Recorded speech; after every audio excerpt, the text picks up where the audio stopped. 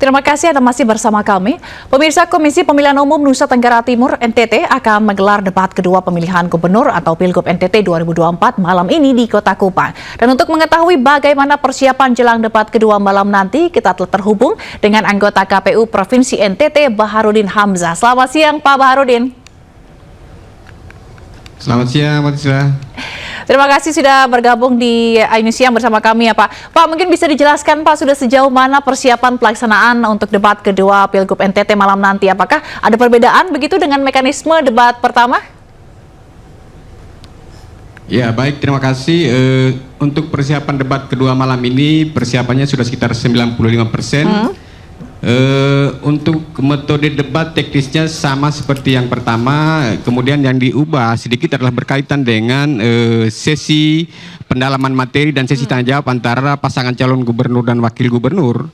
Berdasarkan kesepakatan dengan tim pasangan calon pada rapat koordinasi kemarin, itu mereka minta agar tidak dimulai dari nomor 1 tapi kemudian diacak nomor 2, 3 dan seterusnya kemudian kembali ke nomor 1.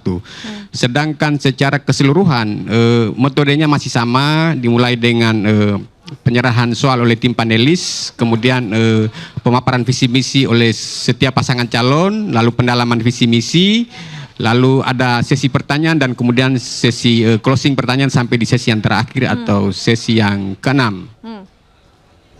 Baik, jadi untuk mekanisme sebenarnya tidak ada perbedaan begitu ya Pak ya, dari debat pertama hanya urutan saja yang dirubah begitu. Tapi kalau tema ini kan pasti berubah gitu ya Pak ya untuk di debat kedua kali ini, yaitu kesejahteraan masyarakat dengan beberapa subtema seperti ekonomi inklusi dan ekonomi biru. Kenapa tema ini dipilih untuk menjadi tema di debat kedua, Pak? Ya, tentu ada perbedaan antara debat pertama dan debat kedua berkaitan dengan pilihan tema. Pertama, tema ini dipilih berdasarkan rencana pembangunan jangka menengah daerah teknokratik Provinsi Nusa Tenggara Timur, yang itu menjadi rujukan awal bagi setiap tim pasangan calon untuk menyusun visi, misi, dan programnya. Berdasarkan RPJMD teknokratik itulah kemudian dielaborasi oleh masing-masing tim pasangan calon dan kemudian kami turunkan menjadi tema dan masing-masing subtema itu. Jadi untuk setiap debat itu satu tema dan 4 subtema. Baik, kalau itu kan tadi dari segi teknis gitu ya Pak Baharudin gitu ya, mengenai mekanisme debat, urutan, dan juga tadi tema gitu yang dipilih untuk di debat kedua kali ini yang tentunya berbeda dengan debat pertama. Lalu untuk pasangan calon nih Pak, apakah ada hal khusus gitu yang mungkin harus dipersiapkan oleh ketiganya dalam debat malam nanti? Ya, sebelumnya kami sudah melakukan rapat koordinasi bersama tim pasangan calon di tanggal 3 kemarin. Itu seperti biasa, seperti juga pada tema debat pertama juga kami melaksanakan rapat koordinasi bersama tim pasangan calon. Pertama tujuannya untuk memastikan soal susunan acara di debat. Yang kedua yang paling penting dari situ adalah berkaitan dengan pemberitahuan tentang tema dan subtema yang akan didebatkan di setiap sesinya.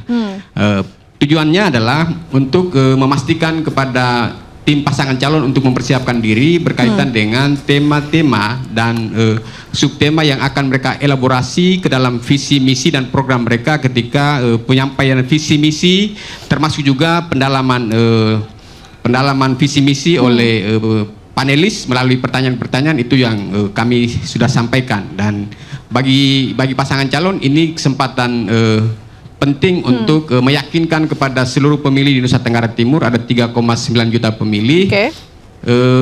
Kita berharap supaya debat ini tidak hanya sekedar sebagai ajang tukar tambah gagasan program dan visi misi, tapi lebih dari itu adalah bagaimana meyakinkan masyarakat seluruh Nusa Tenggara Timur untuk menjatuhkan pilihannya di hari Rabu tanggal 27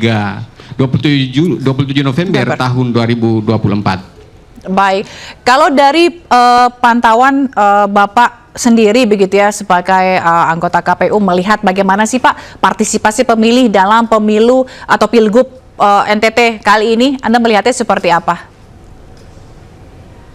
Ya, pertama ini event elektoral lokal yang berlangsung setiap 5 tahunan dan karena ini adalah event pilkada lokal, tentu relasi emosional antara pemilih dan calon begitu dekatnya. Karena itu kami yakin dan percaya dengan kerja-kerja sosialisasi yang secara berkelanjutan kami sudah lakukan. Sejak tahapan ini digulirkan di bulan Februari, kami yakin bahwa partisipasi pemilih untuk pemilihan gubernur tahun 2024 dia bisa di angka 80%. Oke, baik, tentunya kita berharap ini akan tercapai dan kita akan lihat di tanggal 27 November 2024 nanti. Dan kita juga berharap bahwa nanti pelaksanaan debat kedua Pilgub NTT berjalan lancar malam nanti ya Pak Baharudin ya. Terima kasih Pak Baharudin Hamzah, anggota KPU Provinsi NTT telah bergabung di iNews Siang. Salam sehat selalu Pak, sampai jumpa.